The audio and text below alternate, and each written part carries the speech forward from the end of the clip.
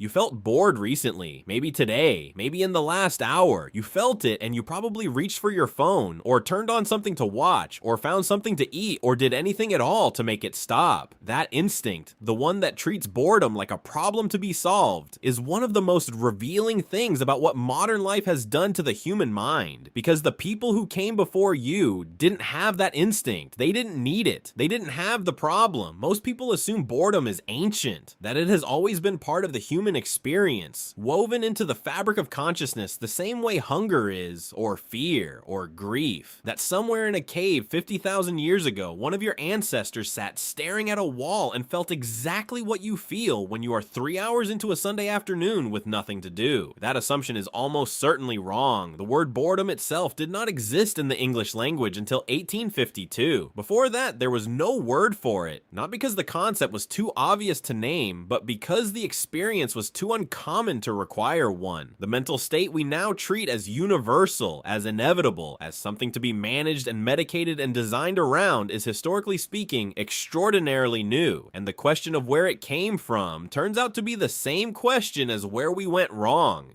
The Hadza are one of the last surviving hunter-gatherer populations on Earth. They live in northern Tanzania, in the region around Lake Ayasai, and they have been living this way, largely unchanged, for tens of thousands of years. Researchers have been studying them since the 1960s, and they remain one of the most documented traditional societies in existence. What the research consistently shows is not what most people expect. The Hadza are not miserable. They are not grinding through days of relentless hardship, desperately wishing for the comforts of modernity. Their lives contain difficulty, certainly. Injuries, illness, loss, seasons when food is harder to find. But the psychological profile that emerges from decades of observation is striking in one specific way. Levels of depression among the Hadza are vanishingly rare. Anxiety disorders are almost non-existent. And the mental state that psychologists now classify as one of the leading triggers of both, boredom, does not appear to have a meaningful presence in their lives at all. Anthropologist Alyssa Crittenden, who has spent years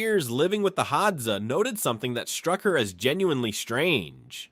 Downtime among the Hadza does not produce the restless, dissatisfied quality that characterizes boredom in modern populations. When there is nothing urgent to do, they rest, they talk, they sit with each other in silence. They are not mentally reaching for something else. They are simply present in the moment they are in a way that most modern humans have to pay a therapist or a meditation instructor to learn how to approximate. The question is why? And the answer starts not with psychology, but with neuroscience. Your brain has a system called the default mode network. It activates when you are not focused on an external task, when you are at rest, when you are daydreaming, when there is nothing demanding your attention. In a healthy brain, the default mode network is not empty. It is busy. It processes social information, consolidates memory, works through unresolved problems, generates creative connections. It is, in a very literal sense, the part of your brain that thinks about your life. But there is a critical condition for the default mode network to function this way. It needs to be allowed to run without interruption. What modern life does, almost without exception, is interrupt it constantly. Every notification, every scroll, every moment of reaching for stimulation, the second a gap appears, is a disruption of the system. And researchers have found that chronic disruption of the default mode network is directly associated with increased rates of anxiety, depression, and the specific psychological restlessness we call boredom. The Hadza don't disrupt it, not because they are more disciplined or more enlightened, but because they have never built a world that makes disruption the default. Their downtime is actual downtime. Their rest is actual rest. And their brains, operating the way human brains were designed to operate for hundreds of thousands of years, do what human brains do when you leave them alone. They find their own equilibrium. Now here is the part that gets uncomfortable. Researchers at the University of Virginia ran an experiment in 2014 that has become one of the most discussed findings in modern psychology. They placed participants alone in a room with nothing to do for 15 minutes. No phone, no book, no task, just themselves and their thoughts. Before the session, participants were offered the option to give themselves a mild electric shock during the waiting period if they wanted to. Most people said there was no chance they would choose to do that. They found the idea absurd. 67% of men and 25% of women chose to shock themselves rather than sit alone with their thoughts for 15 minutes. Read that again.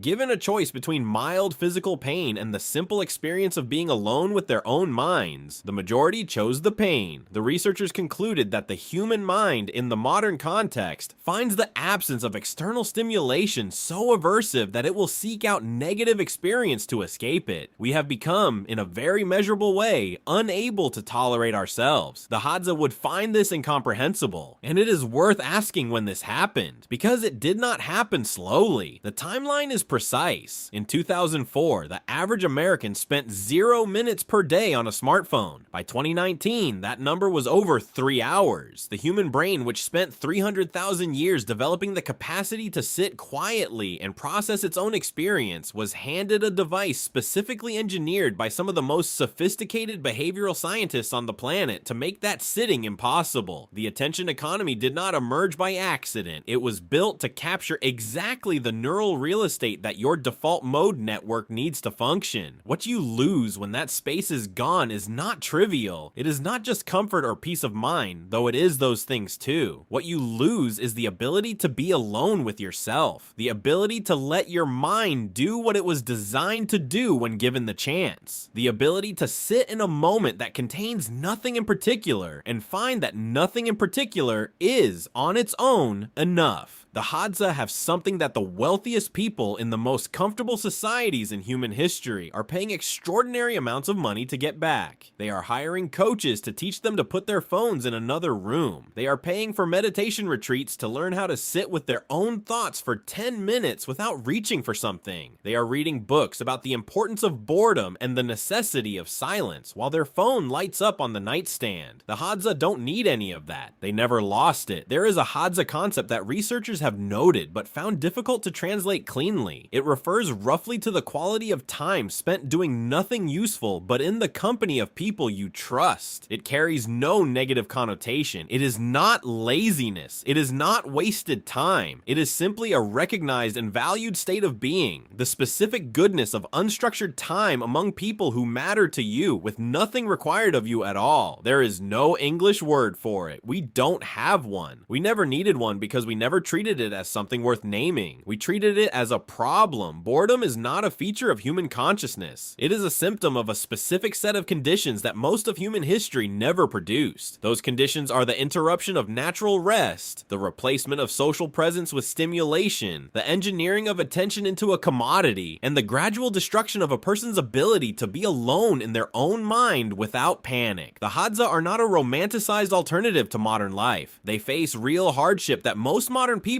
would not survive, but they are a data point, a living record of what the human psychological baseline actually looks like when you remove the things that modern life has added. And that baseline does not include the desperate, restless, screen-reaching, self-shocking inability to simply be still. You came from people who knew how to be still. Somewhere between then and now, that was taken from you. And the strangest part is that most of us handed it over willingly, one notification at a time, without ever noticing what we were giving up.